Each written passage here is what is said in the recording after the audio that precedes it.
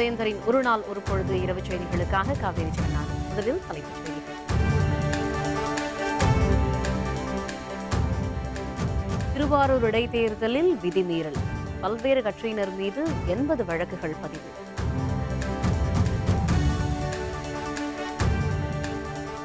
ஒன்பதாம் வகுப்பிற்கு இனி முப்பருவ கல்வி முறை ரத்து, பள்ளிக்கல்வித்துறை அறிவிப்பு.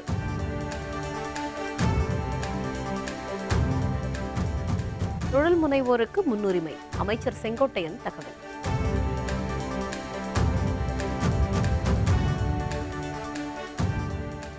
வேன் மீது கண்டெய்னர் லாரி மோதல், சாலை விபத்தில் 10 பேர் உயிரிழப்பு. திருவாரூர் இடைத்தேர்தலில் விதிமுறைகளை மீறியதாக திமுக, அதிமுக, அமமுக உள்ளிட்ட கட்சி பிரமுகர்கள் மீது 80 வழக்குகள் பதிவு செய்யப்பட்டுள்ளன. திருவாரூர் இடைத்தேர்தல் வருகிற 28ஆம் தேதி நடைபெறும் என தேர்தல் ஆணையம் அறிவித்துள்ளது. வாக்கு எண்ணிக்கை வருகிற 31ஆம் தேதி நடைபெறும் என்றும் அறிவிக்கப்பட்டுள்ளது. தேர்தல் பணிகள் முனைப்புடன் மேற்கொள்ளப்படும் நிலையில் மாவட்ட ஆட்சியர் தலைமையில் நடைபெற்ற கருத்து கேட்பு கூட்டத்தில் தேர்தலை ஒத்திவைக்க வேண்டும் என பல்வேறு கட்சிகள் வலியுறுத்தியுள்ளன. இதுகுறித்த அறிக்கையை மாவட்ட ஆட்சியர் ஆணையத்திற்கு அனுப்பி வைத்துள்ளார். திருவாரூர் இடைத்தேர்தலில் விதிமுறைகளை மீறி பொது சுவர்களில் தேர்தல் சின்னம் வரைந்தது தொடர்பாக திமுக, அதிமுக, அமமுக உள்ளிட்ட கட்சி பிரமுகர்கள் மீது 80 வழக்குகள் பதிவு செய்யப்பட்டுள்ளன. இந்நிலையில் திருவாரூர் இடைத்தேர்தலை நிறுத்தக் கோரி இந்திய கம்யூனிஸ்ட் கட்சியின் தேசிய செயலர் டி ராஜா சார்பில் தொடரப்பட்ட வழக்கு உச்சநீதிமன்றத்தில் நாளை விசாரணைக்கு வருகிறது. திருவாரூரில் வரும் 28ஆம் தேதி இடைத்தேர்தல் நடைபெற உள்ள நிலையில் டி ராஜா சார்பில் உச்சநீதிமன்றத்தில் மனு தாக்கல் செய்யப்பட்டது. கஜா புயல் நிவாரணப் பணிகள் முழுமையாக நிறைவடையாததால் இடைத்தேர்தலை நிறுத்தி வைக்க வேண்டும் என்று அதில் கூறப்பட்டிருந்தது. இந்த மனு மீதான விசாரணை உச்சநீதிமன்றத்தில் நாளை நடைபெற உள்ளதால் திருவாரூரில் இடைத்தேர்தல் நடைபெறுமா என்ற கேள்விக்குறி எழுந்துள்ளது.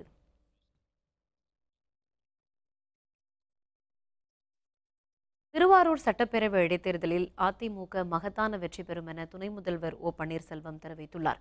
மதுரை விமான நிலையத்தில் செய்தியாளர்களுடன் பேசிய அவர், ஜேதீபா மட்டுமல்ல, யாரை வேண்டுமானாலும் கழகத்தில் இணைத்துக் கொள்வதற்கு தாங்கள் தயாராக உள்ளதாக கூறினார்.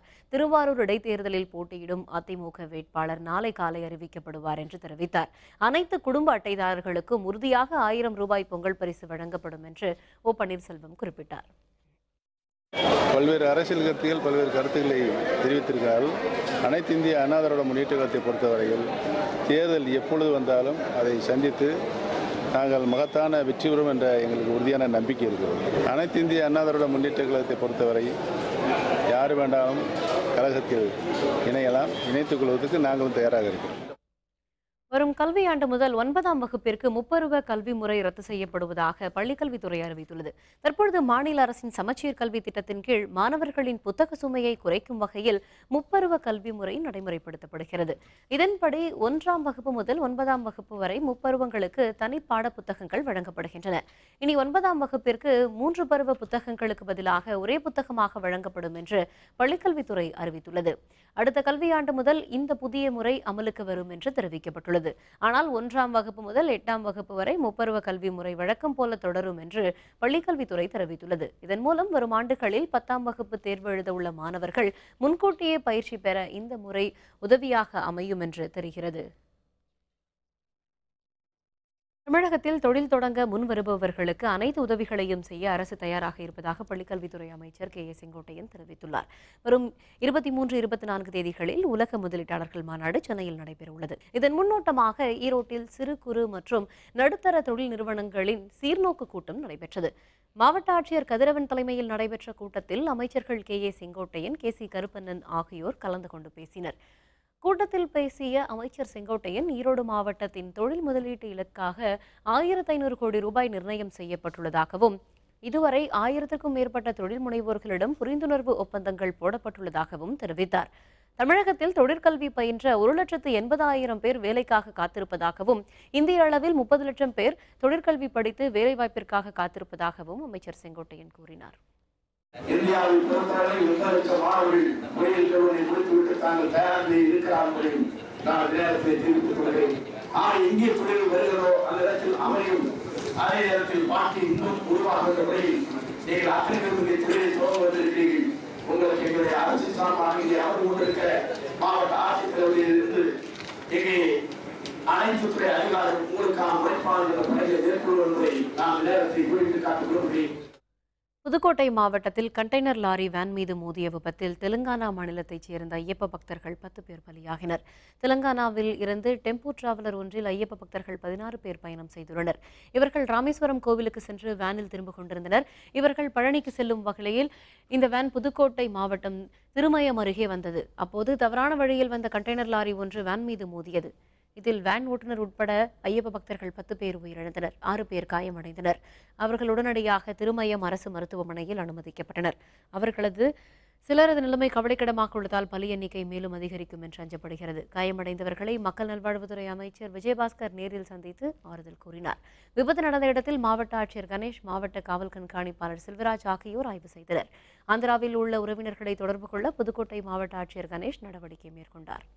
புதுக்கோட்டை மாவட்டத்தில் சாலை விபத்து கிட்டத்தட்ட ஒரு 2.25 அளவு நடந்தது. இதில் ஐயப்ப பக்தர்கள், ஆந்திராவை சேர்ந்த ஐயப்ப பக்தர்கள் இதில் அடிபட்டு கிட்டத்தட்ட ஒரு 10 நபர்கள் இறந்துட்டாங்க. நம்ம ஒரு 6 நபர்களை ஜிஹெச்க்கு அனுப்பிச்சிருக்கோம். அவங்க தீவிர சிகிச்சையில் இருக்கிறாங்க என்பது தெரியும். ஸோ இப்போ ட்ரை பண்ணி சொல்லிட்டு இருக்கோம். இப்போ நாங்கள் விபத்துக்கான காரணம் இப்போ போலீஸ் இன்வெஸ்டிகேட் பண்ணிட்டு இருக்காங்க. NLC 3ஆம் சுரங்க விரிவாக்க திட்டத்தை பொதுத்துறை நிறுவனம் கைவிட வாய்ப்பில்லை என அமைச்சர் MC சம்பத் தெரிவித்துள்ளார்.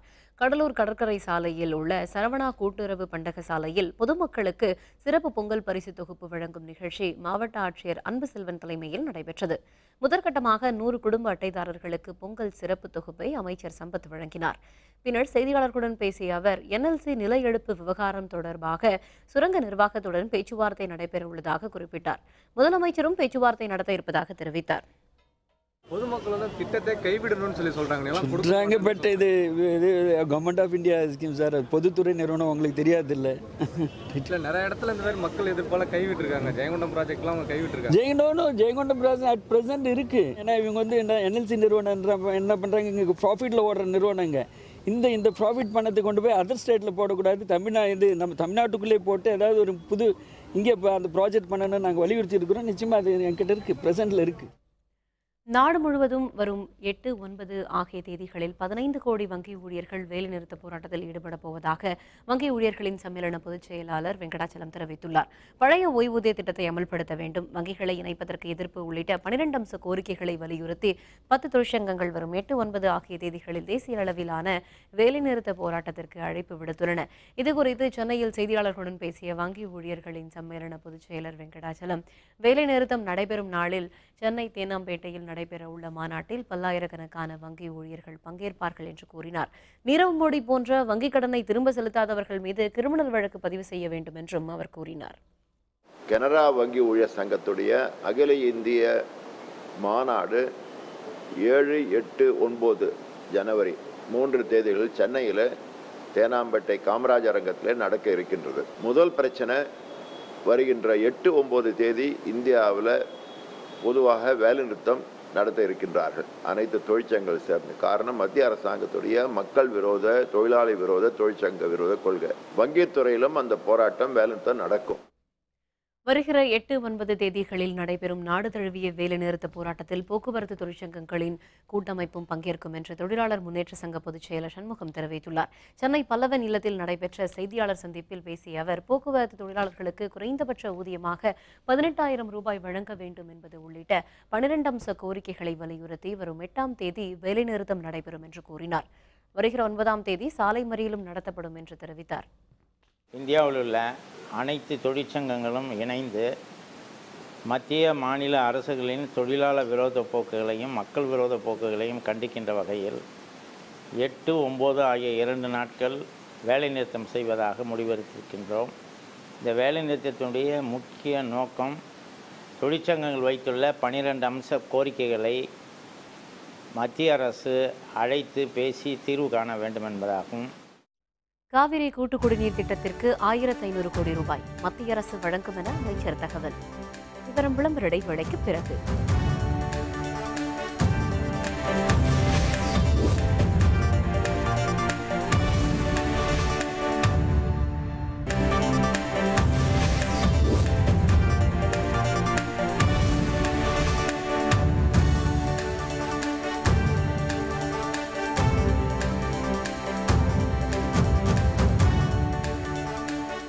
செய்திகள் தொடர்கின்றன.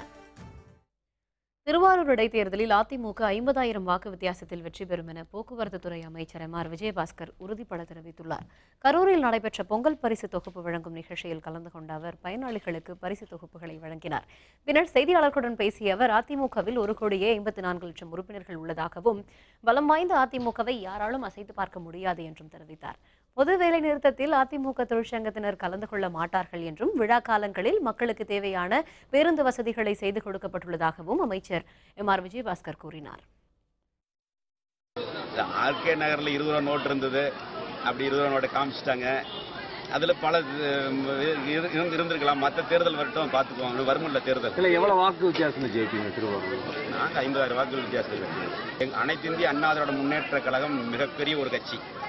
வேட்பாளர் அறிவிப்பதில் எந்த தேர்தல் பணிகளாக இருந்தாலும் எந்த ஒரு நிகழ்ச்சியாக இருந்தாலும் நாங்கள் தான் முதல்ல இருப்போம். காவிரி கூட்டு குடிநீர் திட்டத்தை விரிவுபடுத்த மத்திய அரசு 1,500 கோடி ரூபாய் நிதி விரைவில் வழங்கும் என்று அமைச்சர் பாஸ்கரன் தெரிவித்துள்ளார். சிவகங்கை மாவட்டம் கல்லல் அருகே நடைபெற்ற பொங்கல் பரிசு தொகுப்பு வழங்கும் விழாவில் கலந்து கொண்ட அவர் பயனாளிகளுக்கு பரிசு தொகுப்புகளை வழங்கினார். பின்னர் செய்தியாளர்களுடன் பேசிய அமைச்சர் பாஸ்கரன் சிவகங்கையில் உள்ள கிராஃபைட் தொழில் வளர்ச்சிக்கு மத்திய அரசு நடவடிக்கை எடுத்துள்ளதாக கூறினார். காவிரி கூட்டு குடிநீர் திட்ட தண்ணிலாம் சில இடத்துல தடங்களாக இருந்தாலும் இப்போ அதெல்லாம் தடங்கள்லாம் நிவர்த்தி பண்ணி இப்போ எல்லாருக்கும் குடிநீர் கிடைக்கிறதுக்கு வேலை செய்து கொண்டிருக்கிறோம்.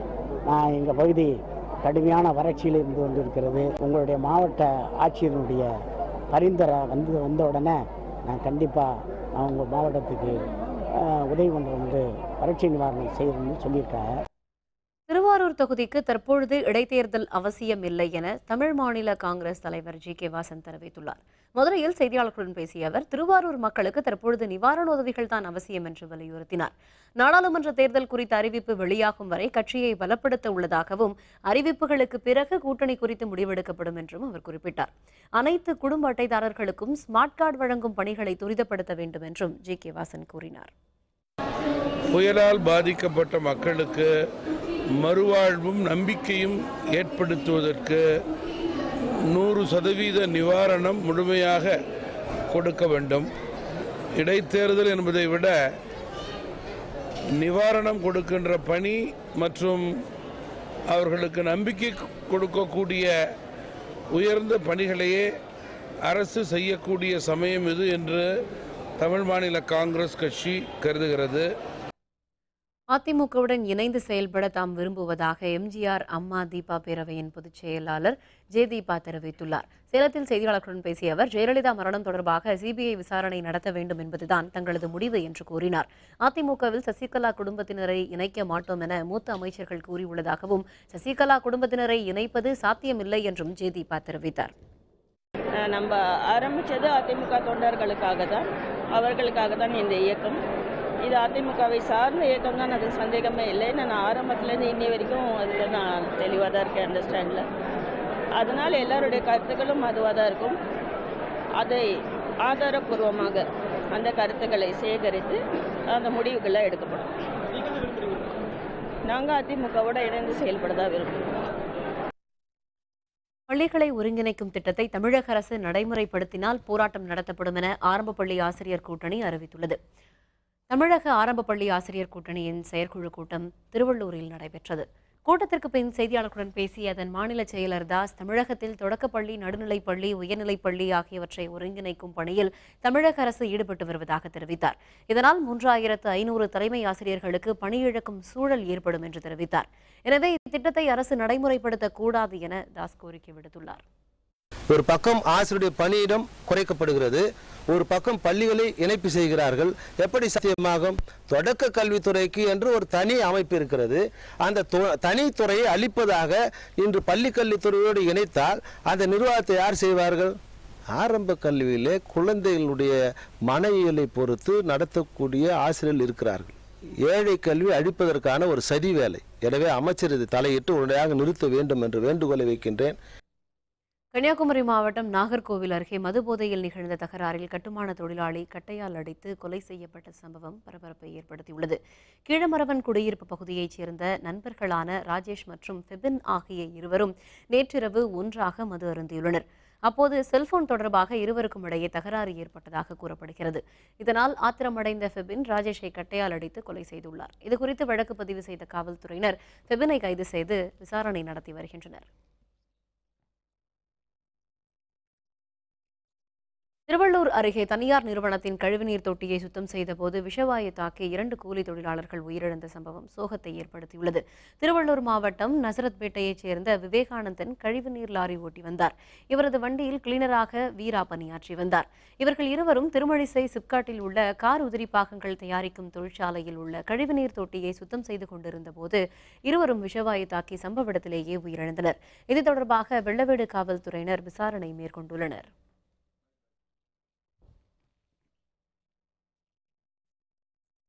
சிவகங்கை மாவட்டம் திருப்புவனத்தில் தமிழ் மாநில காங்கிரஸ் சார்பில் நடைபெற்ற வடமாடு மஞ்சுவிரட்டு போட்டியில் ஏராளமான வீரர்கள் பங்கேற்று காளைகளை அடக்கினர். மதுரை, சிவகங்கை, புதுக்கோட்டை உள்ளிட்ட பல்வேறு மாவட்டங்களில் இருந்து ஏராளமான காளைகள் பங்கேற்றன. 100க்கும் மேற்பட்ட மாடுபிடி வீரர்கள் களத்தில் இறங்கி காளைகளை அடக்க முற்பட்டனர். இளைஞர்களால் அடக்க முடியாத காளைகளுக்கு பரிசுகள் வழங்கப்பட்டதுடன் காளைகளை பிடித்த வீரர்களுக்கு சைக்கிள், கட்டில் போன்ற பரிசு பொருட்களும் வழங்கப்பட்டன.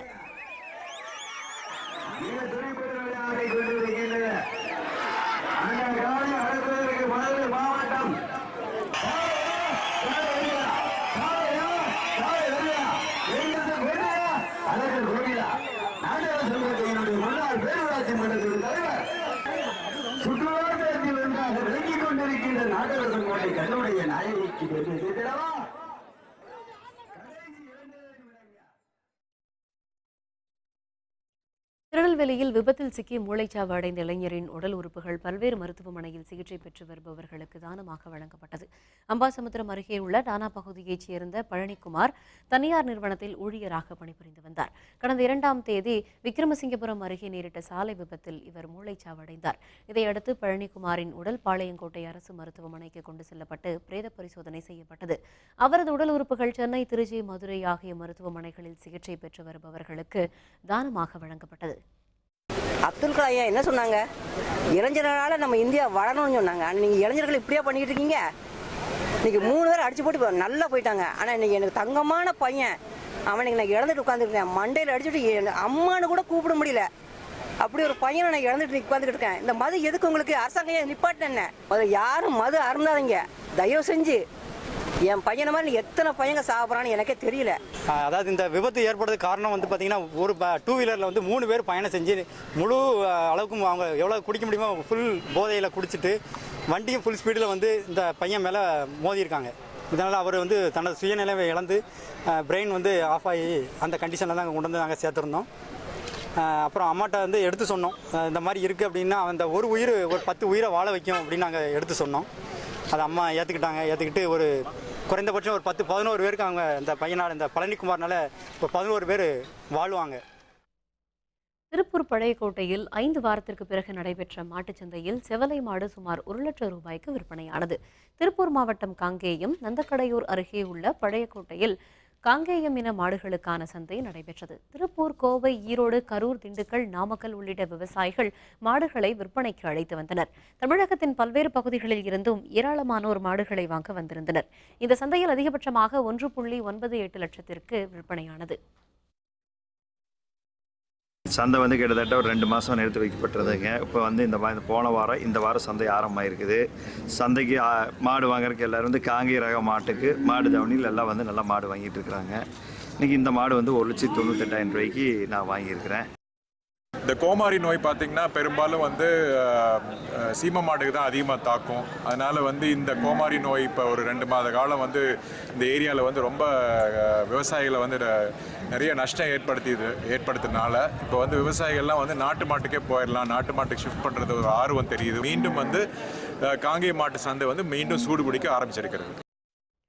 திருப்பூரில் முதியவரிடம் 90,000 ரூபாய் பணத்தை கொள்ளையடித்த 6 பேர் கும்பலை காவல்துறையினர் தேடி வருகின்றனர். சென்னையை அடுத்துள்ள திருப்போரூர் பயனூர் பகுதியைச் சேர்ந்தவர் லோகநாதன்.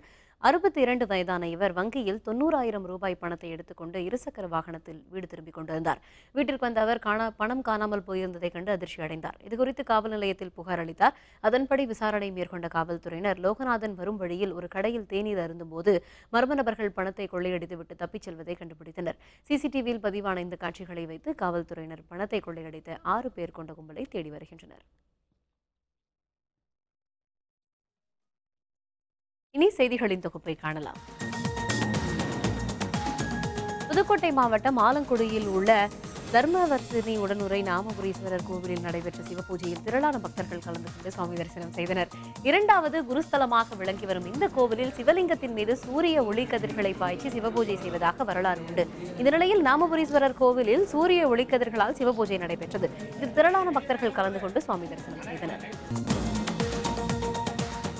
திருவள்ளூரில் நடைபெற்ற அரசு ஊழியர்களுக்கான பொங்கல் விளையாட்டுப் போட்டிகளில் மாவட்ட ஆட்சியர் மகேஸ்வரி கலந்து கொண்டார். பொங்கல் பண்டிகையை முன்னிட்டு கயிறு இழுத்தல், குண்டெறிதல், வட்டெறிதல், ஓட்டப்பந்தயம் உள்ளிட்ட விளையாட்டுப் போட்டிகள் நடைபெற்றது. இதில் வருவாய்த்துறை, சுகாதாரத்துறை, ஊராட்சி, பேரூராட்சி ஊழியர்கள் கலந்து கொண்டு விளையாடினர். திருவள்ளூர் மாவட்ட ஆட்சியர் மகேஸ்வரி ரவிக்குமார் லக்கி வின்னர் போட்டியில் பங்கேற்றார்.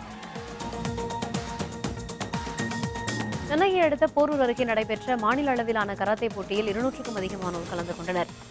ஐயப்பன் தாங்கலில் உள்ள தனியார் பள்ளியில் 3 பிரிவுகளின் கீழ் இந்த போட்டி நடைபெற்றது. சிறப்பு விருந்தினராக கலந்து கொண்ட பள்ளி முதல்வர் அனுராதா ராமகிருஷ்ணன் இந்த போட்டியை தொடக்கி வைத்தார். இதில் மதுரை, திருச்சி, திருவள்ளூர், சேலம் உள்ளிட்ட 15 மாவட்டங்களைச் சேர்ந்த வீரர் வீராங்கனைகள் கலந்து கொண்டனர். பெரம்பலூரில் உள்ள 1,74,684 குடும்ப அட்டைதாரர்களுக்கு பொங்கல் பரிசு தொகுப்பை மாவட்ட ஆட்சியர் சாந்தா வழங்கினார்.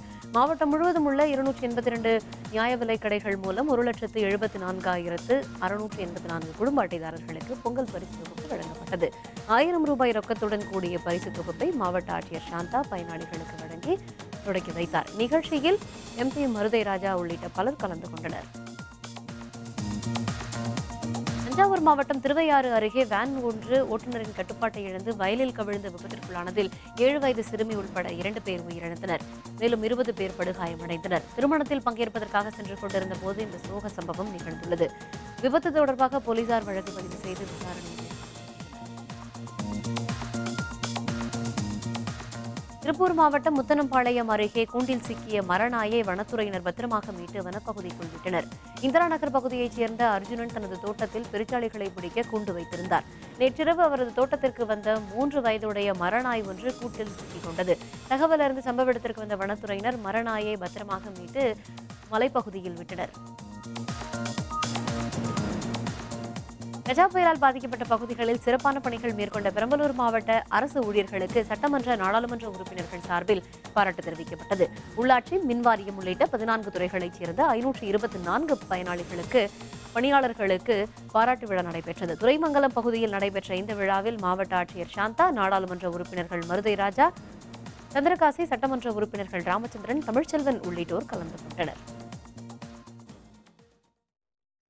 இந்தியாவிற்கு எதிரான 4வது டெஸ்ட் போட்டி தோல்வியை தவிர்க்க போராடுகிறது ஆஸ்திரேலியா.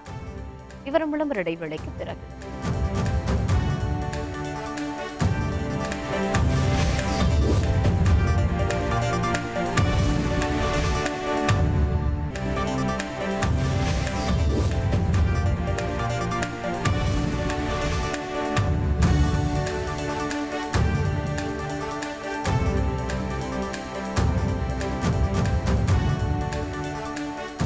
செய்திகள் தொடர்கின்றன. இந்தியாவிற்கு எதிரான 4வது மற்றும் கடைசி டெஸ்ட் கிரிக்கெட் போட்டியில் முதல் இன்னிங்ஸில் 300 ரன்களுக்கு ஆல் அவுட் ஆன ஆஸ்திரேலிய அணி ஃபாலோ ஆன் ஆனது. சிட்னியில் நடைபெற்று வரும் இந்த போட்டியில் இந்திய அணி தனது முதல் இன்னிங்ஸில் 7 விக்கெட்டுகள் இழப்பிற்கு 622 ரன்கள் எடுத்திருந்த போது டிக்ளேர் செய்தது. இதையடுத்து முதல் இன்னிங்ஸை விளையாடிய ஆஸ்திரேலிய அணி நேற்றைய ஆட்ட நேர முடிவில் 6 விக்கெட் இழப்பிற்கு 236 ரன்கள் எடுத்திருந்தது. இன்று 4ஆம் நாள் ஆட்டம் மோசமான வானிலையால் தாமதமாக தொடங்கியது. 300 ரன்கள் சேர்ந்திருந்த நிலையில் ஆஸ்திரேலியா ஆல் அவுட் ஆனது. இதையடுத்து ஃபாலோ ஆன் ஆன ஆஸ்திரேலியா அணி 2வது இன்னிங்ஸில் விக்கெட் இழப்பின்றி 6 ரன்கள் எடுத்திருந்த நிலையில் போதிய வெளிச்சமின்மை காரணமாக ஆட்டம் நிறுத்தப்பட்டது. ஒரு நாள் எஞ்சியுள்ள நிலையில் இந்திய அணி 316 ரன்கள் முன்னிலையில் உள்ளதால் தோல்வியை தவிர்க்க ஆஸ்திரேலிய அணி போராடும் என்று எதிர்பார்க்கப்படுகிறது. இனி வானிலை செய்திகள்.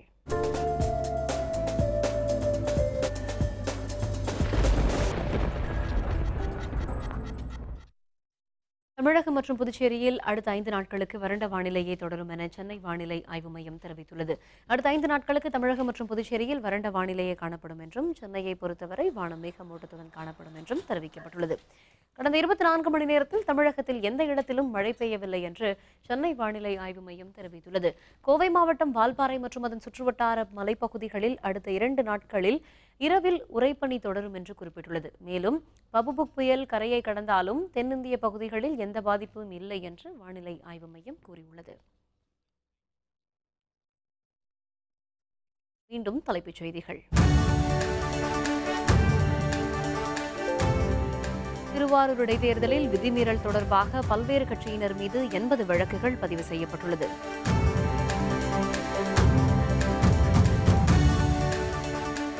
ஒன்பதாம் வகுப்பிற்கு இனி முப்பருவ கல்வி முறை ரத்து செய்யப்படும் என பள்ளிக்கல்வித்துறை அறிவித்துள்ளது.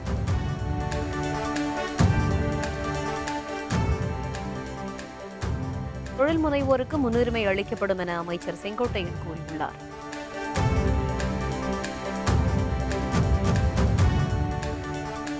வேன் மீது கண்டெய்னர் லாரி மோதிய விபத்தில் 10 பேர் உயிரிழந்தனர்.